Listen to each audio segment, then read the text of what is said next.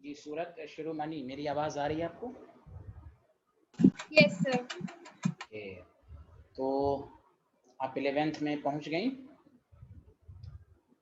Yes sir. Good. तो कहाँ से हैं? हिंदुस्तान कहाँ से आप ताल्लुक़ है आपका? कहाँ से बिलोंग करती हैं? सर नोएडा एक्सटेंशन अच्छा मतलब। अच्छा, नोएडा एक्सटेंशन से, वेरी गुड। तो आपका नीट है कि जी है आपका? Sir NEET. ठीक है, वेरी गुड। तो अपने स्लाइड तो हम लोग एकदम बेसिक से पढ़ेंगे। तो पहला चैप्टर आपको मालूम है कि some basic concept in chemistry है।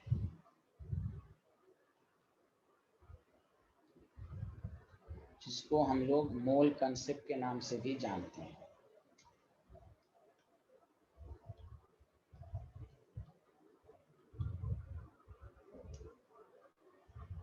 स्कूल में कुछ पढ़ाई हुई है सूरत श्रीमानी? Sorry sir. स्कूल में कुछ पहला चैप्टर पढ़ाया गया आपको क्या? कुछ अभी स्टार्ट किया आपने स्कूल में? यस सर, अभी थोड़ा ही शुरू हुआ था। चलिए ठीक है। देखिए मैं आपको बता दूं कि देखिए केमिस्ट्री में पहला चैप्टर जो है, कुछ 5 मिनट में वक्त लूँगा। पहला चैप्टर में कैलकुलेशन है बहुत, यानी मैथमेटिकल कैलकुलेशन है, न्यूमेरिकल अप्रोच है। उससे घबराइएगा नहीं, हम आपको बेसिक से हाई लेवल तक ले जाएंगे। नंबर 1। नंबर 2, सेकंड चैप्टर और थर्ड एंड फोर्थ। पहला 11th की केमिस्ट्री मजबूत करनी है तो जो कंटिन्यूअस 4 चैप्टर है ना एनसीईआरटी में, इसको बहुत ही मजबूती के साथ अगर आप पढ़ेंगे तो फिर आपको बीच में कहीं पर भी परेशानी नहीं होगी। शुरू के 4 चैप्टर समझ गई सूरत शिरोमणि? Yes sir. हाँ, तो पहला चैप्टर कैलकुलेशन बेस्ड है, उससे एकदम नहीं आपको हिम्मत हारनी है कि टफ है, कुछ टफ नहीं है।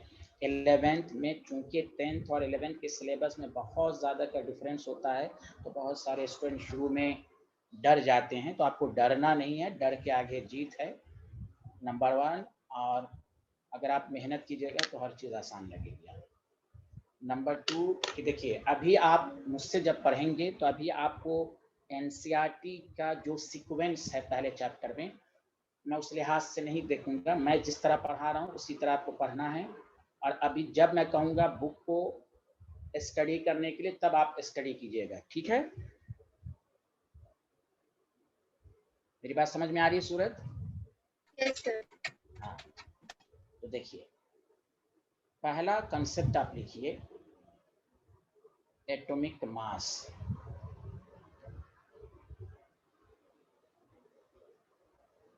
तो बताइए एटॉमिक मास का नाम सुना है आपने?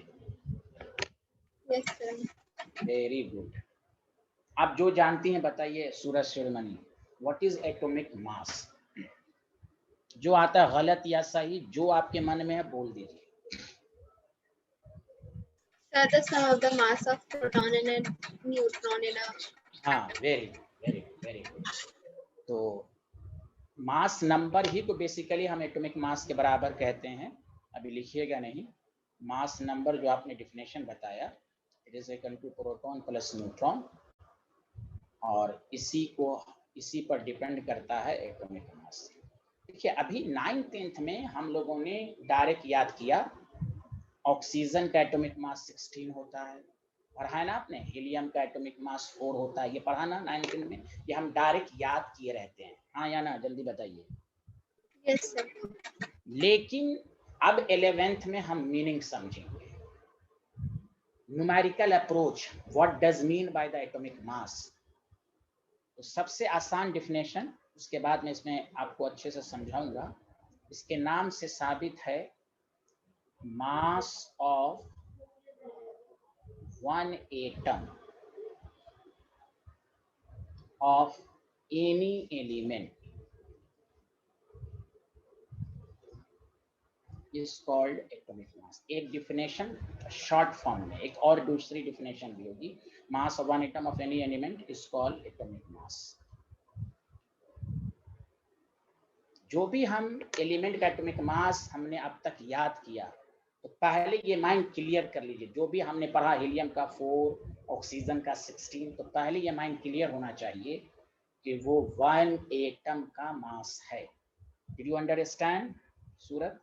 Yes, sir. ठीक, ये लिख लीजिए पहले आप।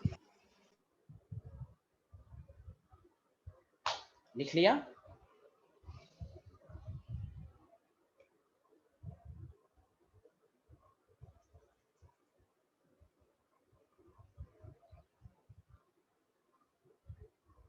Yes, sir. गुड।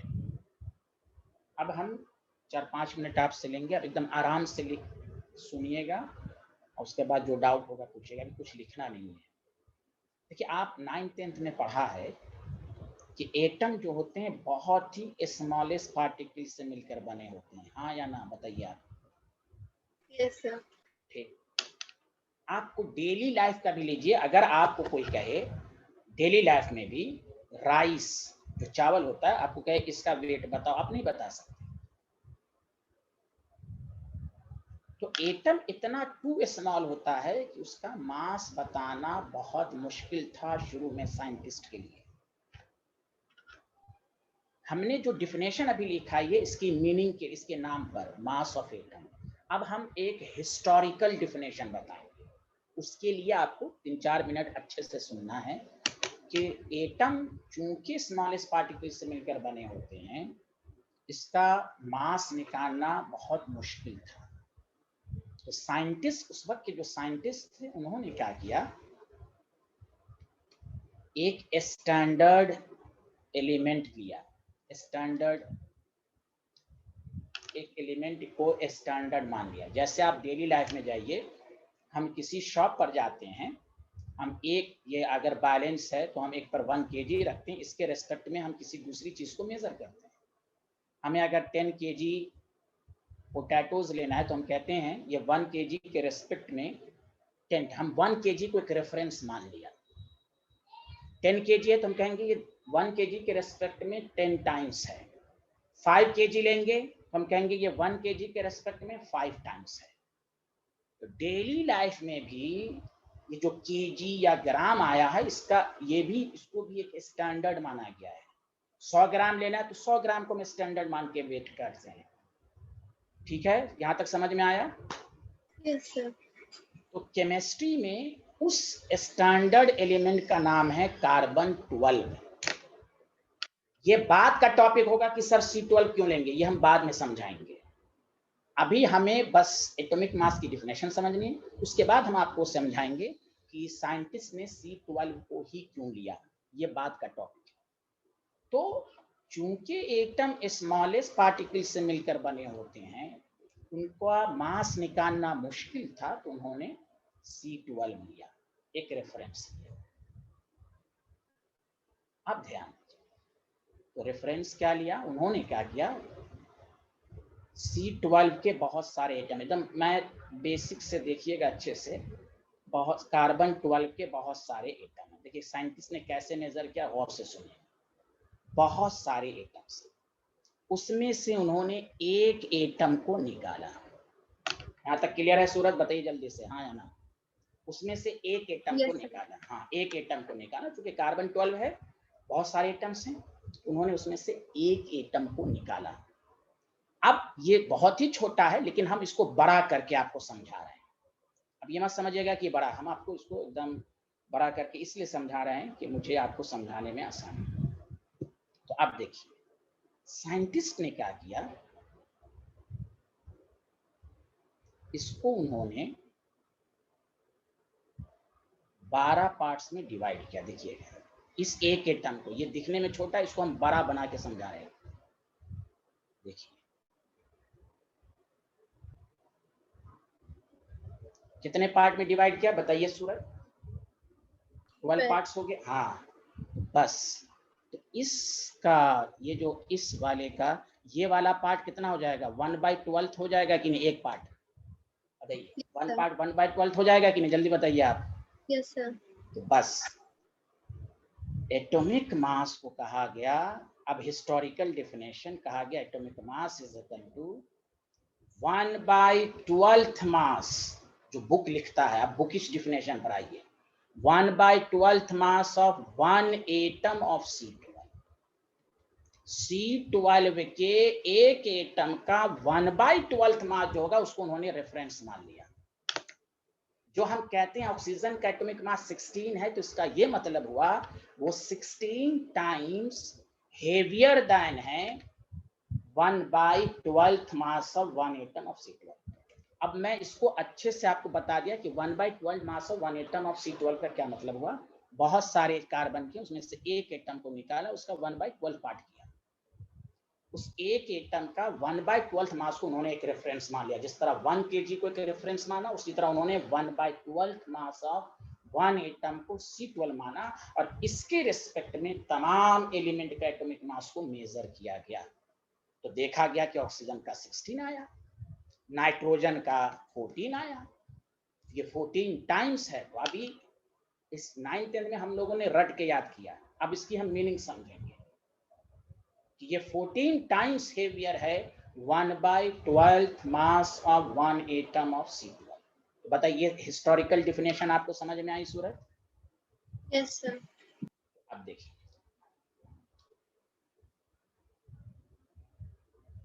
इसके नीचे एक नेक्स्ट पॉइंट डाल के लिखिएगा, atomic mass of an element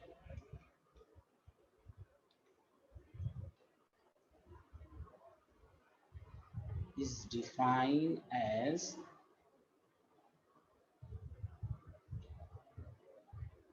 how much an atom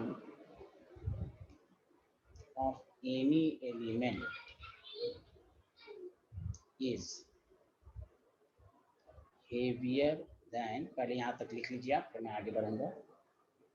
इसलिए मैंने इसके ऊपर एक छोटी सी डिफिनेशन लिखा दिया, mass of one atom of any element is called atomic mass. लेकिन चूंकि एटम स्मॉलेस्ट था, उसका मास निकालना मुश्किल था, उन्होंने एक रेफरेंस एलिमेंट लिया, उसका नाम है C12। उसके एक एटम के मास का 1/12 लिया गया, उसी को रेफरेंस माना गया। लिख लिया आपने? Yes sir. One heavier than, उसी के आगे कंटिन्यू कीजिएगा, heavier than 1/12 mass of 1 atom of C12, carbon 12।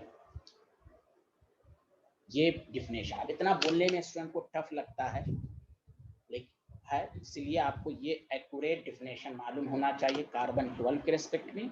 हाँ, इसकी लैंग्वेज के लिहाज से मीनिंग है मास ऑफ 1 एटम। चलिए, यहाँ तक लिख लिया आपने?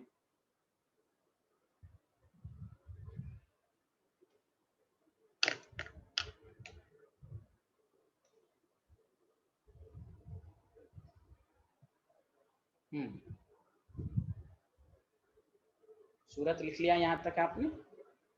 Yes sir. गुड। अब आइए रिमार्क्स। रिमार्क्स जब भी मैं बोलूं तो इंपॉर्टेंट पॉइंट सब रिमार्क्स आ गया, पहला पॉइंट। अच्छा, एक मिनट, रिमार्क्स मत लिखिए, एक मिनट।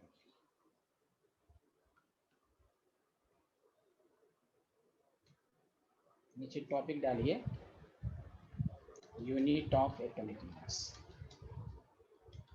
एटॉमिक मास को हम दो फॉर्म में रिप्रेजेंट करते हैं। एक का नाम है एटॉमिक मास यूनिट, जिसको पूरी केमिस्ट्री में शॉर्ट फॉर्म में कहते हैं AMU। और अब मॉडर्न वेज में, मॉडर्न कंसेप्ट में, इसी को अब हम कहते हैं यूनिफाइड मास। मैं इसलिए लिख रहा हूँ कि आपको अच्छे से समझ में आए। एटॉमिक मास को हम शॉर्ट फॉर्म में U भी लिखते हैं या AMU भी लिखते हैं। लिख लिया आपने?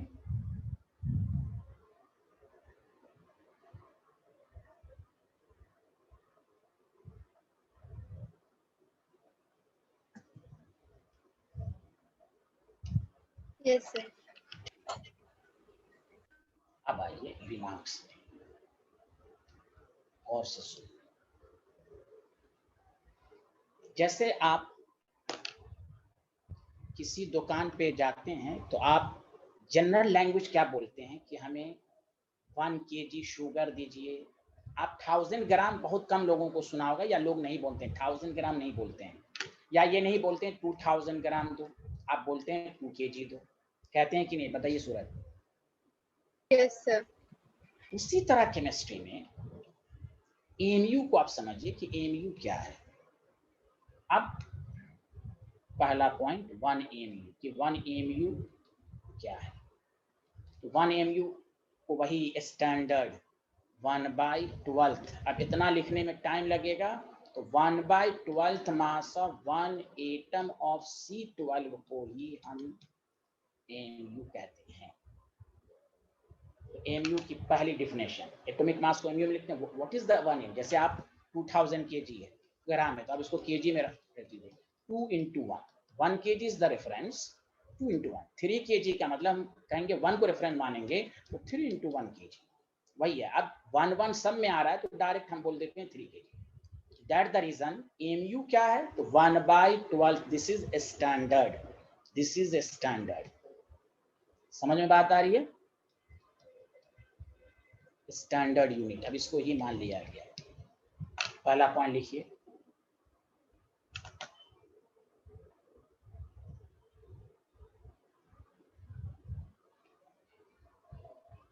ठीक है सूरत, यहां तक समझ में आ गया आपको? Yes sir. अब देखिए, अब देखिए कि साइंटिस्ट ने क्या किया। एक होता है मास स्पेक्ट्रोस्कोपी, उसने 1 एटम का मास निकाला है, जिसको रेफरेंस मानेगा तो उसका तो मास मालूम होना ही चाहिए। उन्होंने एक इंस्ट्रूमेंट के जरिए प्रैक्टिकल करके उन्होंने मास निकाला। तो और से सुनिएगा, मास ये आपको वैल्यू याद ना भी रहे कोई बात नहीं है, 1.99 10 to the power -23 ये मास ऑफ इसका 1/12। अब अभी क्या कहते हैं, मोबाइल से भी अगर आप कैलकुलेट कीजिएगा डिवाइडेड बाय 12, तो ये आपको पूरा सॉल्व करके आएगा 1.66 10 to the power 24। तो 1 एमयू के बारे में दो नॉलेज। पहली knowledge 1/12 mass of 1 atom of C12, दूसरा 1 एमयू कितना ग्राम। जैसे हम रेफरेंस में 1 kg बोलते हैं तो कहते हैं ना 1 kg में कितना ग्राम, 1000 ग्राम। सिमिलरली 1 एमयू में 1 एमयू में कितने ग्राम, तो आप कहेंगे 1.66 10 to the power -20। ये कहाँ से आया, ये मैंने आपको बताया। ये वैल्यू आप डायरेक्ट याद रखिएगा। क्लियर है यहाँ तक? बताइए सुबह। Yes sir. हाँ, ये मास तो स्टैंडर्ड है, ये तो प्रैक्टिकली उन्होंने निकाला साइंटिस्ट ने। जिसको रेफरेंस माना जाएगा यही है मास of 1 atom of C12 into 1/12। तो आपको ये आएगा, मैं लिख भी देता हूँ, कैलकुलेटेड प्रैक्टिकली। इस पर आपको जाना नहीं है कैसे है, ये वैल्यू आपको आया। क्लियर है यहाँ तक? Yes sir. तीसरी नॉलेज, इसके बारे में नेक्स्ट नॉलेज और से सुनिए। अब ये अगर आप पढ़ लिया तो आपको मूल कंसेप्ट में कैलकुलेशन, देखिए 11th में कैलकुलेशन भी बहुत बड़ा मैटर है कि हम टफ न्यूमेरिकल को, टफ कैलकुलेशन को आसान वे में कैसे करें। और से सुनिएगा, लिखिएगा नहीं। हमने कहा कोई भी पूछे सूरत 1 एमयू में कितने ग्राम, तो क्या बोलिएगा 1.66 10 to the power 24। Did you understand? Yes sir. अच्छा, अब देखिए इसको हम ये भी लिख सकते हैं 1 बाई, लिखिएगा नहीं अभी, Na ग्राम। आप 9th में Na, जो आप इस चैप्टर में पढ़िएगा अभी नेक्स्ट क्लास में, Na को अवोगाड्रोस नंबर कहते हैं। ये इतना इंपॉर्टेंट कंसेप्ट है, ध्यान दीजिए कि 1 बाई अवोगाड्रोस नंबर को अगर हम लिख दें तो इसकी भी वैल्यू इतनी ही आती है। आप सॉल्व करके देखिएगा, इतनी ही आएगी। तो तीसरी नॉलेज जो है कि this is also 1 M is also equal to 1 by Na gram. Na क्या है यहाँ पर सूरत बताइए आप? Avogadro's number. यस। अच्छा, अब मैं आपको एप्लीकेशन बताता हूँ, इसको सॉल्व कर आपको क्या क्यों इम्पोर्टेंस है। मान लीजिए कोई कैलकुलेशन आया 5/6.022, आप बताइए इसको सॉल्व करना तो मुश्किल है। तो आपको अगर ट्रिक्स मालूम है, 5 रहने दीजिए, 1/एवोगाड्रोस नंबर को हम डायरेक्ट ये लिख सकते हैं कि नहीं, जल्दी बताइए हाँ या ना। Yes, sir. अब देखिए मल्टीप्लाइड करके लिख दीजिएगा। तो अब आप 11th में हैं, आप 9th 10th की तरह नहीं पढ़नी है चीजों को। अगर हाँ, अगर आपको कोई कह दे भाई 12/एवोगा ये वैल्यू आ गया, अब इसको कैसे सॉल्व करेंगे, बहुत सारे स्टूडेंट कैलकुलेशन करने लगते हैं। आप 12 लिखिए, 1/एवोगाड्रो नंबर सर ने बताया था 1.6 × 10⁻²। अब इससे तो आसानी से मल्टीप्लाई कर सकते हैं आप, है कि नहीं, जल्दी बताइए आप। Yes, sir.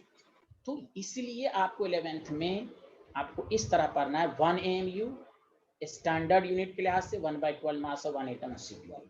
AMU में कितने ग्राम, 1.66 × 10⁻24 ग्राम, which is also equal to 1/Na gram. Did you understand? Yes, sir. चलिए लिखिए, अब हम आपकी प्रैक्टिस करा रहे हैं।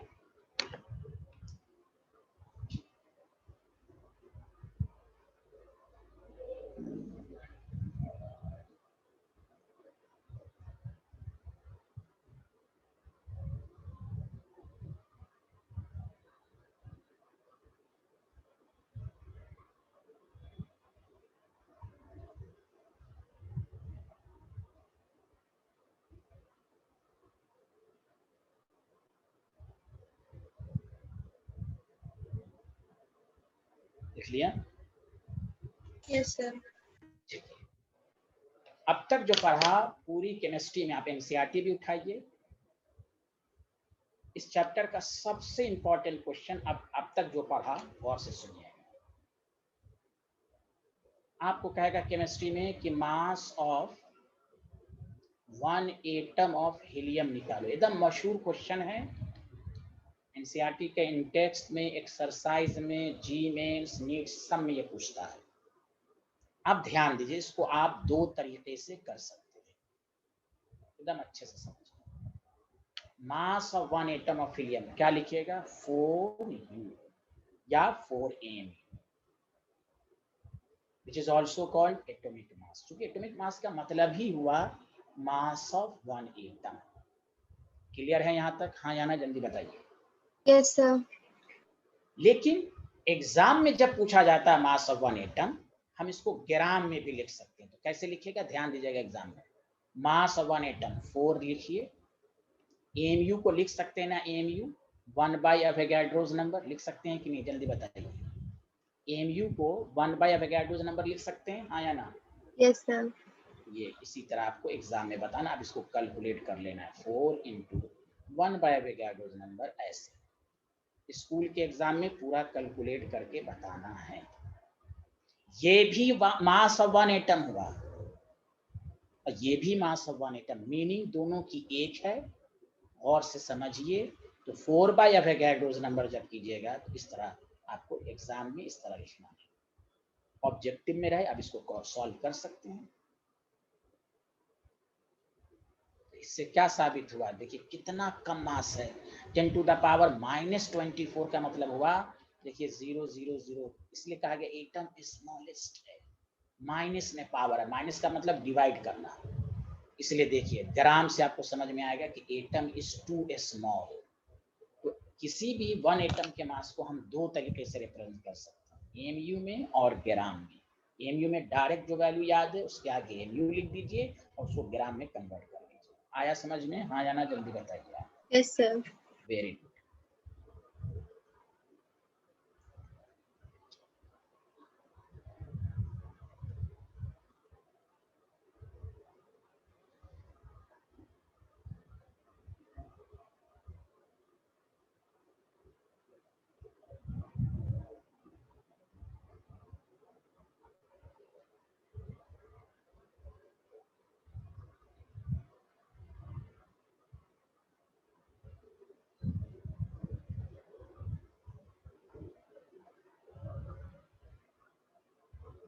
लिख लिया सूरज? Yes, sir. अब आइए, ये आप बताइएगा कि कैसे लिखें, आपको बताना है। Mass of one atom of oxygen. और एकदम ध्यान दीजिए क्लास में, आगे आएगा मास ऑफ वन मोल। इस चैप्टर में स्टूडेंट को इतना डाउट रहता है, वन एटम और वन मोल में कंफ्यूज रहते हैं, इसलिए क्वेश्चन को समझिए। Mass of one atom of oxygen, बताइए केमिस्ट्री में कितनी तरीके से रिप्रेजेंट कर सकते हैं, कैसे निकाल सकते हैं? 2 तरीके से। हाँ या ना बताइए। सॉरी सर, क्या? मैं ये कह रहा था mass of one atom of oxygen कितना, क्या लिखेंगे बताइए आप? Mass of one atom of oxygen 16 AMU or 16 U? हाँ वेरी गुड। तो आप एक ही बोलिए, हम 16 यू ही लिखेंगे, वो मैंने एक दफा कंफ्यूजन दूर करा दिया। ठीक है, ग्राम में कैसे लिखेंगे बताइए सूरज?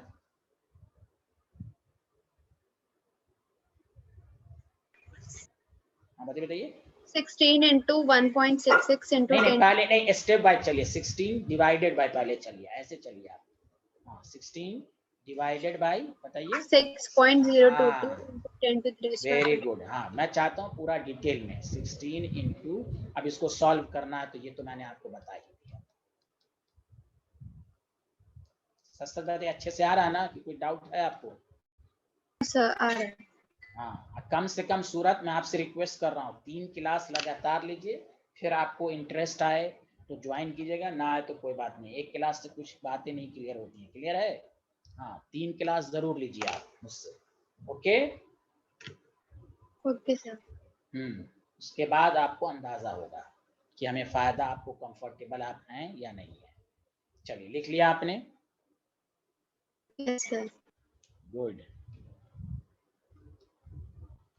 एकदम प्रैक्टिस 11th में। Mass of one atom of nitrogen, बताइए साइंटिस्ट आप क्या लिखिएगा?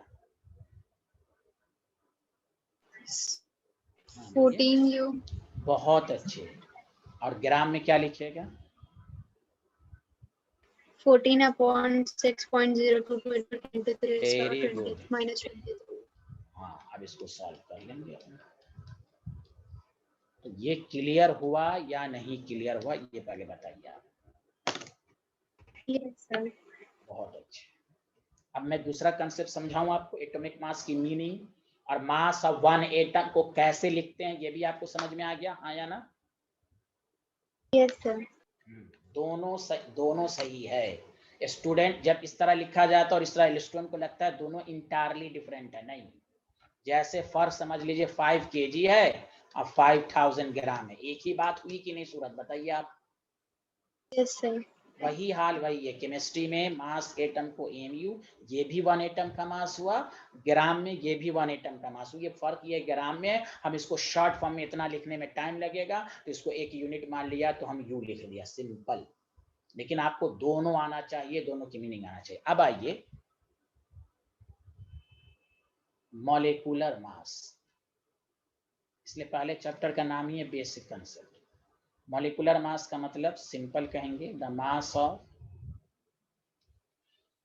One molecule of any element is called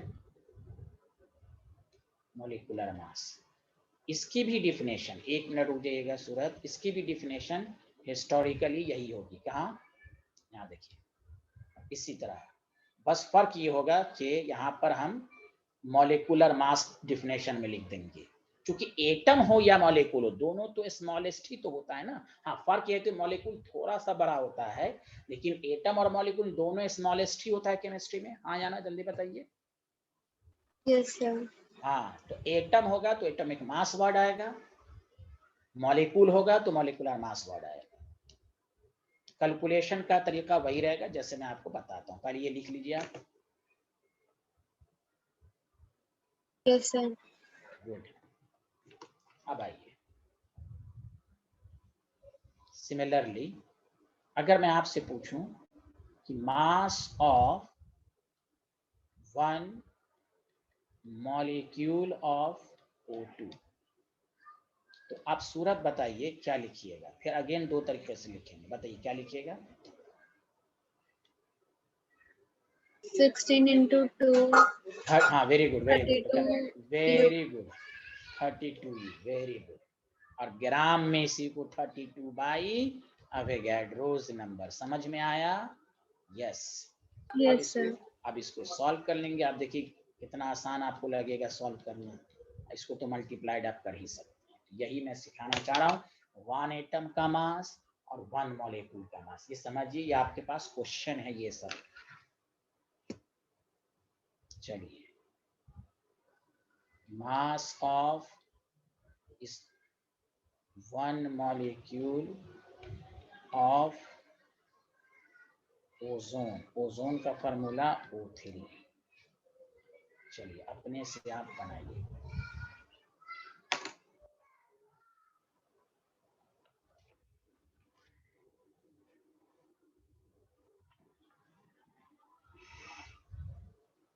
sir 48 U।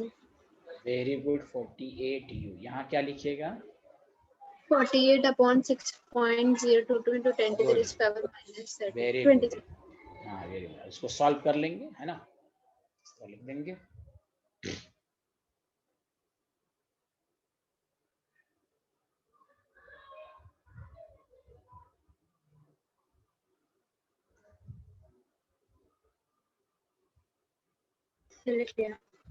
Good. 2 question करने पर एक नया क्वेश्चन हम फिर हम कराएंगे आपको। या 1 मॉलिक्यूल ऑफ CH4, इसका आप निकाल के दिखाइए। इसके बाद एक और देंगे आप।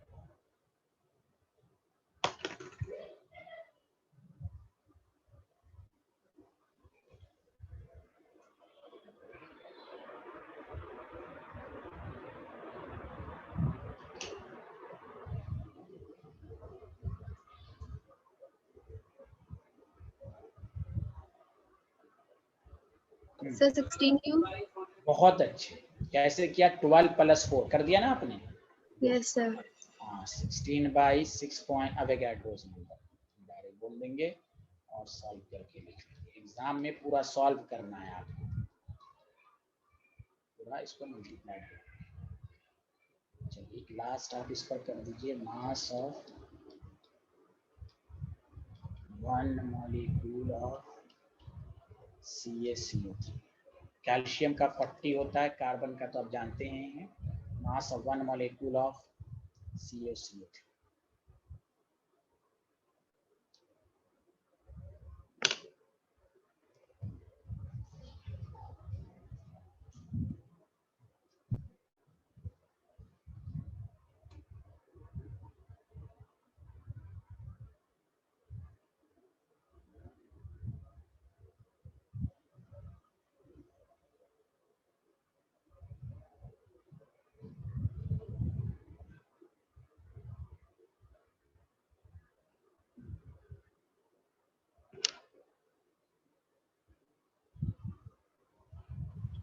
Sir 100 U। बहुत अच्छे, बहुत बेहतर, वेरी गुड। और 100 by अवोगाड्रोस।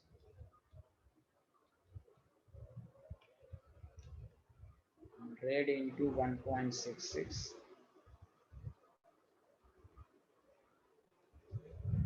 into the power -20 kilogram. तो आसानी से सॉल्व। तो सच बताइए, एटॉमिक मास, मॉलिक्यूलर मास के मीनिंग और मास ऑफ 1 एटम 1 मॉलिक्यूल को 2 तरीके से केमिस्ट्री में लिखते हैं। ये आपको समझ में अच्छे से आ गया? Yes sir. Very good. एक ऑब्जेक्टिव और आप उस पर टिक मार के दिखाएंगे।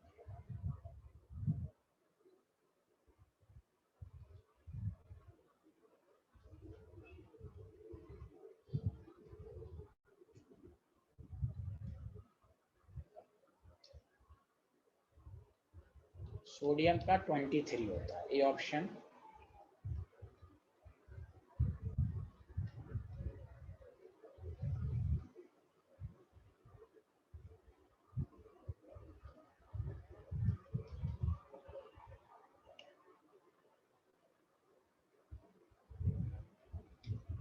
Which option is correct? Sir जोर से बोलिए। सर ए। नहीं नहीं, आप पूरा गलती कर दिया पूरा, मैं जान।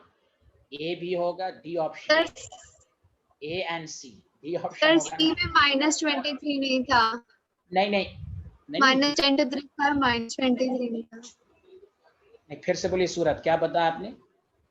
सी तो सही है ना 20। सर ए इसलिए कि सर नहीं नहीं सी ए, में -23 नहीं था, 23 था। नहीं नहीं 23 प्लस में है ना, देखिए सब में। उसको तो देखिए 23 है, माइनस में कहाँ है? उसको सॉल्व करके ये आएगा ना। देखिए 20, अब क्या लिख रही हैं? ये तो ऊपर जाके माइनस में आएगा ना। नहीं समझ में आया सूरत, क्या बोल रही हैं आप? समझ में आया? ए और सी दोनों होगा ना?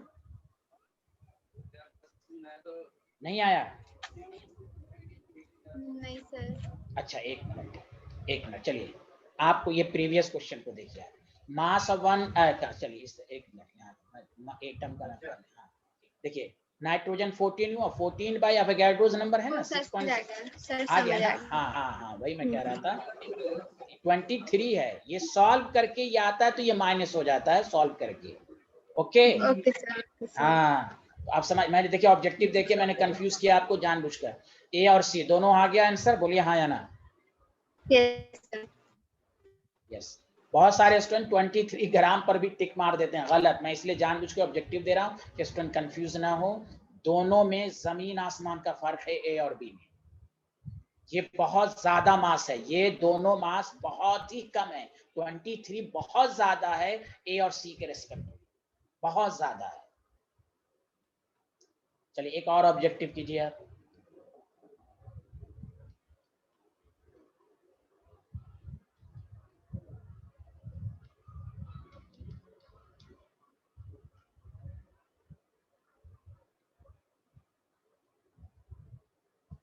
सर हाँ बोलिए बोलिए।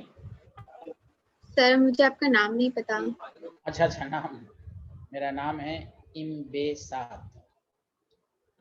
उसमें आपको आई वाई सर लिखा हुआ होगा, आई वाई इम्बेसात यूनुस। ओके, लिख लिया नाम? सूरत नाम याद हो गया, इम्बेसात। Okay, yes sir. अगर कभी आपको प्रॉब्लम हो तो ये मेरा नंबर है, अगर आपको डाउट पूछना हो ये भी आप नंबर 9999278664, अगर कोई डाउट हो तो व्हाट्सएप भी कर सकती हैं। Okay sir, thank you sir. हाँ, तो देखिए 18 AMU हो गया। अच्छा, सी ऑप्शन मैं आपको दे रहा हूँ।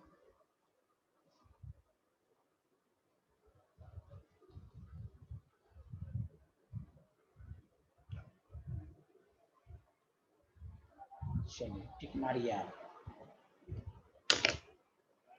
सर आप ऑप्शन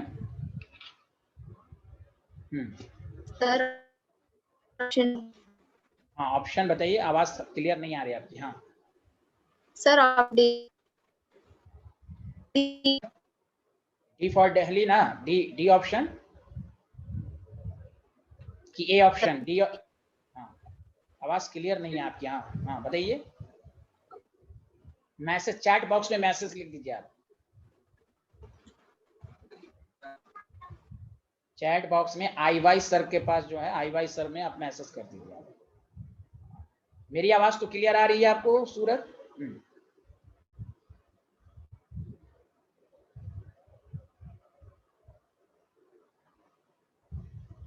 सर डी। हाँ वेरी गुड, चलिए हाँ, अच्छे से क्लियर हुआ, अभी भी कोई कंफ्यूजन तो नहीं है? हाँ या ना बता दीजिए आप।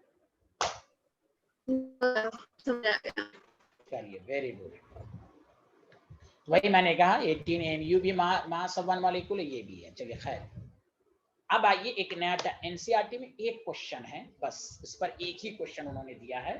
हम आपको 5-6 क्वेश्चन की प्रैक्टिस करा रहे हैं। अब तक जो एटॉमिक मास पढ़ा आप, देखिए दूसरा टाइप का क्वेश्चन क्या देगा, मैं खुद पहला क्वेश्चन करूंगा। Calculate the number of atoms in the following. This is miscellaneous question और एनसीईआरटी के अच्छे क्वेश्चन में से ये आता है, इन द फॉलोइंग। पहला 52 U ऑफ हीलियम, दूसरा 70 U ऑफ नाइट्रोजन। पहला मैं खुद करूंगा, क्वेश्चन पहले लिख लीजिए। सी में आपको पास है 96 U ऑफ ऑक्सीजन, डी है आपके पास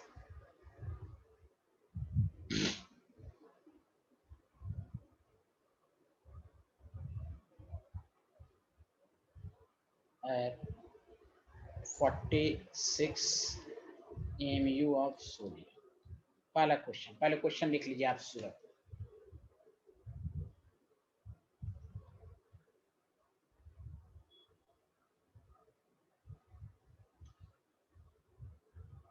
सर आपने लास्ट का क्या लिखा है? 46 MU of sodium Na। Okay sir. पहला क्वेश्चन मैं करता हूं, गौर से सुनिए। अगर आपका बेसिक कंसेप्ट क्लियर है तो ये होगा, और ये ए वाला जो क्वेश्चन है ये डायरेक्ट एनसीईआरटी का है। उन्होंने सिर्फ एक क्वेश्चन आपको दिया, मैं रेफरेंस इसलिए देता हूं कि आपको यकीन हो कि हाँ भाई आपको इस तरह करना है। अब ध्यान दीजिए पहला क्वेश्चन और अच्छे से सुनिएगा। 52 U ऑफ हीलियम। मैं दो मेथड से समझाऊंगा, एक डिटेल उसके बाद शॉर्टकट। तो डिटेल ये है, मेथड फर्स्ट। अब बताइए U का मतलब होता है MU होता है, तो बताइए हीलियम कि एक एटम का मास हम 4U लिखते हैं कि नहीं? जल्दी बताइए सूरज। एक Yes, एटम का sir. मास, हाँ वेरी गुड। U में है तो U में, तो 4U ऑफ हीलियम मीन्स, देखिए कैसा क्वेश्चन बनाया है एनसीईआरटी में। 4U of helium means 1 atom. Will you understand? बताइए हाँ या ना। Yes, sir. यस। इसीलिए मैं आपको समझाना चाह रहा कि 9th 10th में आपने एटॉमिक मास को डायरेक्ट याद किया। अब आपको मीनिंग समझना है। 4U of helium is equal to 1 atom. यही तो आपको एक दो क्लास के बाद पढ़ना है। 4U और 4 gram, both are entirely different, entirely different. और पर डे सेल्फ स्टडी कीजिए, आपका मजबूत होगी केमिस्ट्री। अब देखिए आप बस यूनिटरी मेथड लगा दीजिए। 1U ऑफ हीलियम 1/4 एटम, इसलिए 52U ऑफ हीलियम में कितने एटम? 1/4 इंटू आपके पास है 52 तो 13 एटम। बताइए आया या नहीं आया, जल्दी बताइए। Yes, sir. अब इसी को शॉर्ट फॉर्म में डायरेक्ट कर देंगे। शॉर्ट फॉर्म में ये करेंगे मेथड सेकंड। जब हमें MU गिवन हो, पॉइंट गौर से सुनिए, मैं ये लिख रहा हूं if method second, if mass of atom is given, notes अच्छे से बनाइएगा, in terms of MU। MU तो डायरेक्ट ये फॉर्मूला याद रखिए, number of atom is equal to atomic mass, sorry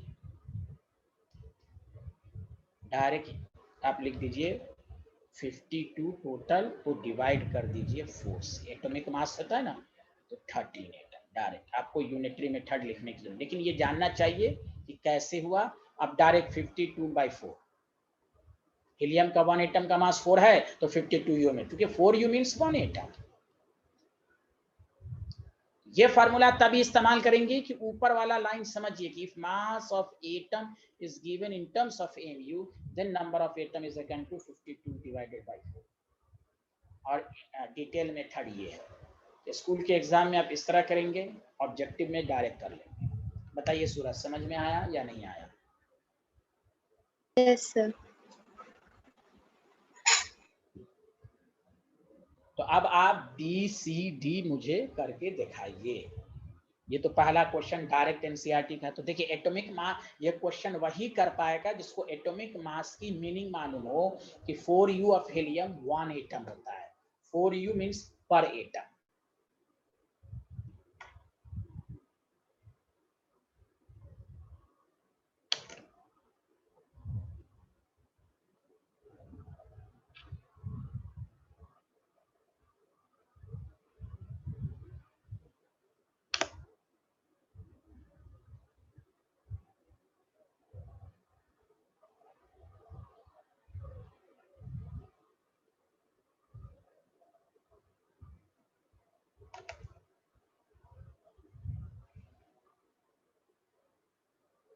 चलिए पूरा लिख लिया सूरत आपने? Yes sir. अच्छा, अब आप मुझे कहाँ गया बी का बताइए आंसर। 5 एटम्स। बहुत अच्छे, direct number of atom is equal to. ठीक है, अब हाँ एक्सप्लेनेशन के लिए पहले एकदम थोड़ा प्रैक्टिस के लिए, भाई आपको मालूम है 14U पर एटम होता है, इसीलिए नंबर ऑफ एटम आप इस तरह एक्सप्लेनेशन के साथ लिखिए 70/14 5 एटम। समझ में आया कि नहीं आया, जल्दी बताइए। Yes sir. गुड। सी।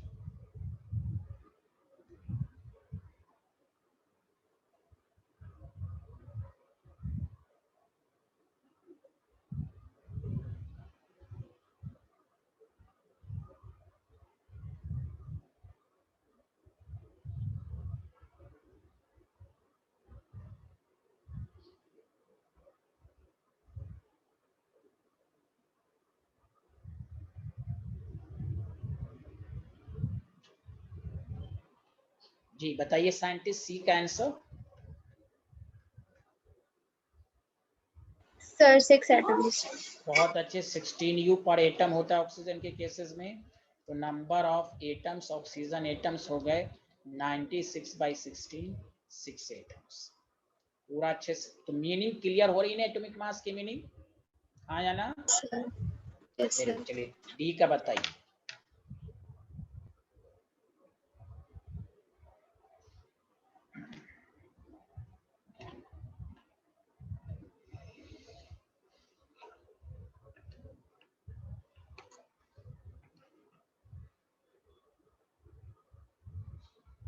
Sir 2 atoms. बहुत अच्छे, 23U पर एटम होता है, तो number of atom is equal to जो हो जाएगा 46/23। देखिए चैप्टर में नंबर ऑफ एटम्स के बहुत सारे क्वेश्चन हैं।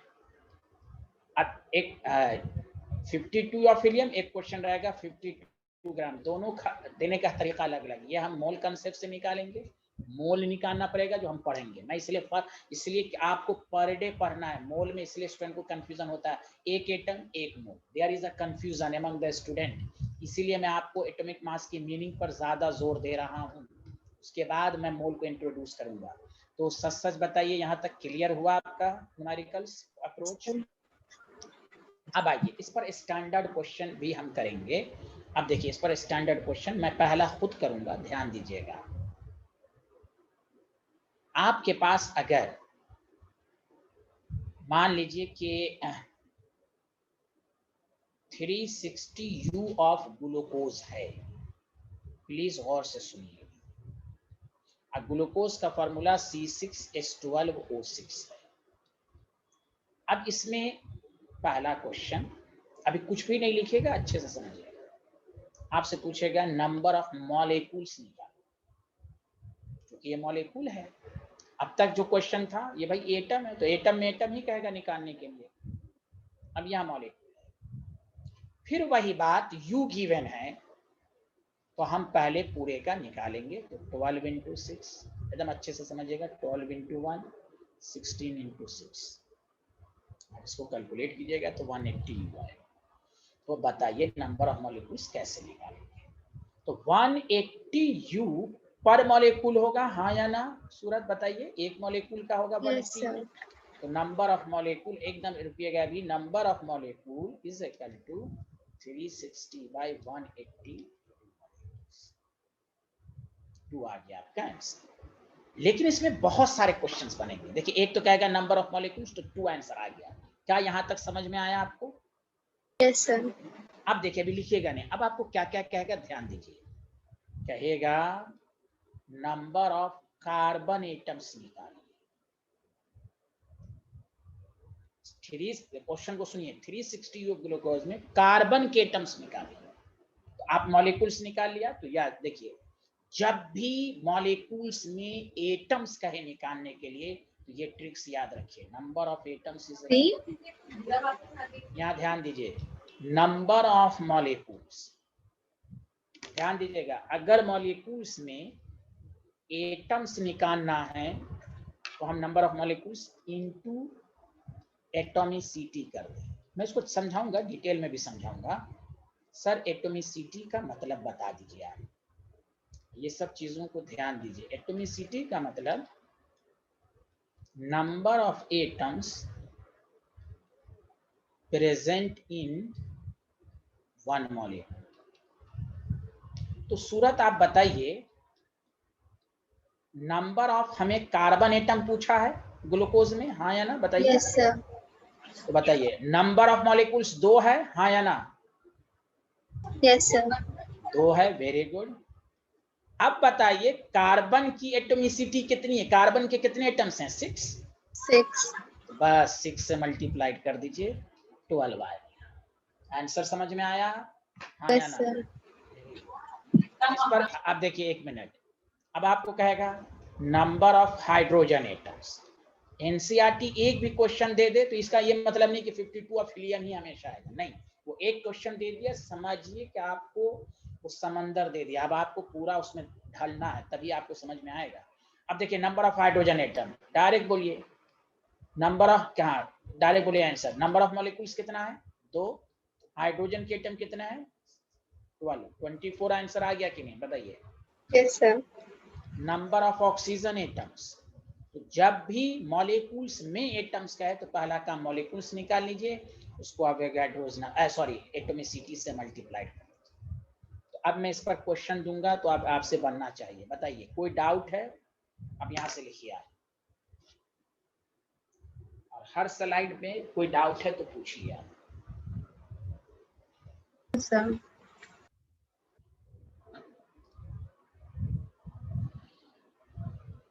इसी की प्रैक्टिस हर दिन कर लीजिए घर पर रफ पेपर पर, तो आपको और मजबूत होगा, डाउट नहीं होगा और अच्छे से समझ में आएगा। 11th में पर डे के लिहाज से सेल्फ स्टडी करना जरूरी है।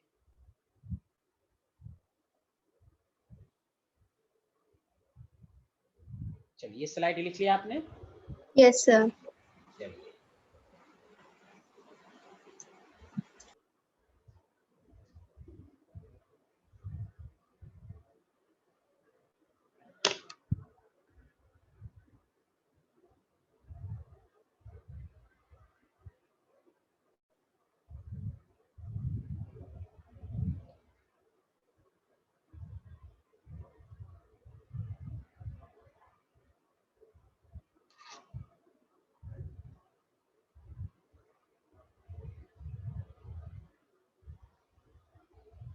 सर लिख लिया।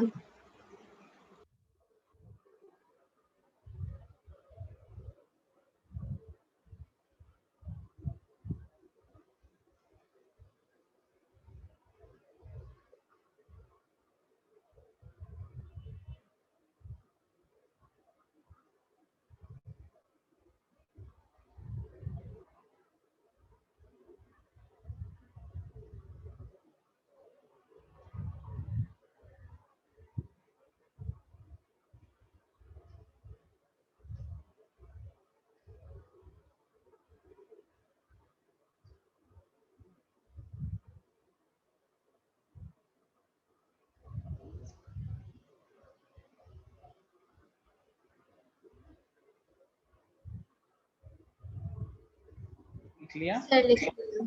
चलिए ठीक, एक लास्ट क्वेश्चन है, उसके बाद मैं लेक्चर को आज खत्म करूंगा। ये आप करके दिखाइए कि आपके पास 63U ऑफ HNO3 है, नाइट्रिक एसिड है। इसमें आपको पहला पार्ट निकालना है, नंबर 1 मिनट 63 ना देकर आपके पास है 315U। नंबर ऑफ मॉलिक्यूल्स निकाल के दिखाना है, नंबर ऑफ ऑक्सीजन एटम्स निकालना है, बस। चलो अब दोनों बना के देखेंगे। 315U ऑफ HNO3 में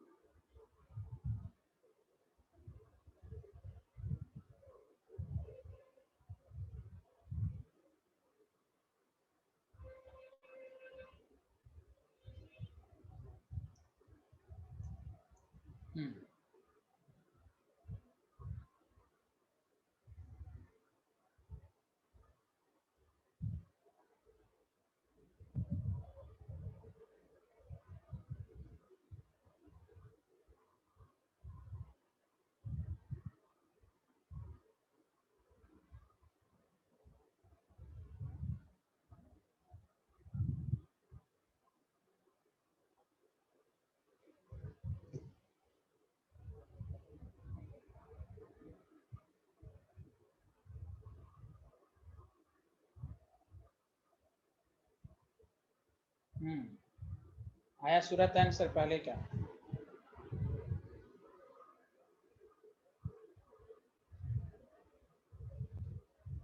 Sir, 5 molecules. Good, very good, thank you. 63 U पर मॉलिक्यूल होता है, इसका निकाला होगा आपने, तो यही आया होगा। 315 को 63 से मल्टीप्लाइड कर दिया 5। चलिए नंबर ऑफ ऑक्सीजन एटम बता दीजिए।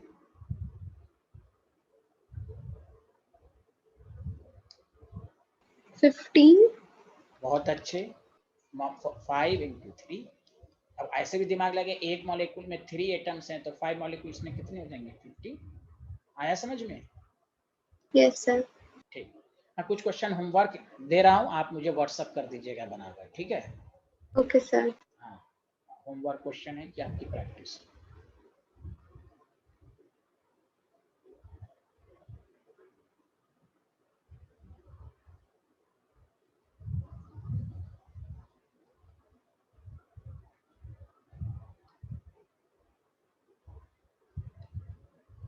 एटॉमिक मास याद ना हो तो आप बुक से देख लीजिएगा। Mass of one atom in the following. जिस तरह मैंने बनाया दोनों केसेस में आपको लिखकर मुझे देनी है। सिल्वर,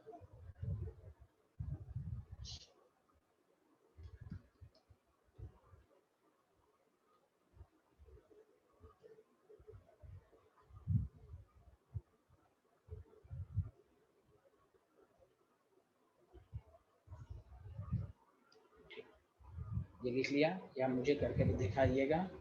पहला होमवर्क ये है आपका, और एकदम पढ़ के लिखिएगा कि आप 2 महीने के बाद भी अगर कोई पूछे मास ऑफ वन एटम तो आपको कभी कंफ्यूजन ना हो। लिख लिया आपने ये question? Yes, sir. Question number 2, calculate the number of atoms in the following.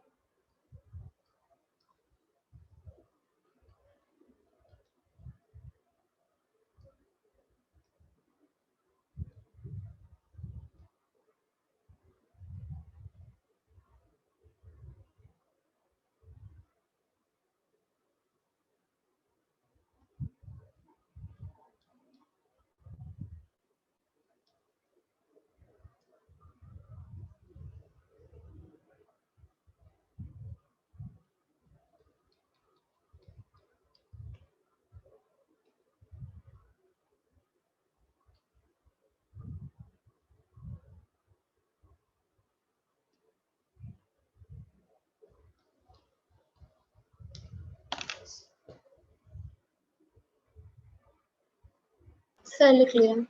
Good, तो अब नेक्स्ट क्लास आप मैनेजमेंट से पूछ लीजिएगा कब है, और अगर ये क्वेश्चन आपको लेक्चर समझ में आया है तो आप मुझे मैसेज कर दीजिएगा, ठीक है? और बाकी आपकी मर्जी है, ठीक है? ओके, नेक्स्ट क्लास में मुलाकात होगी।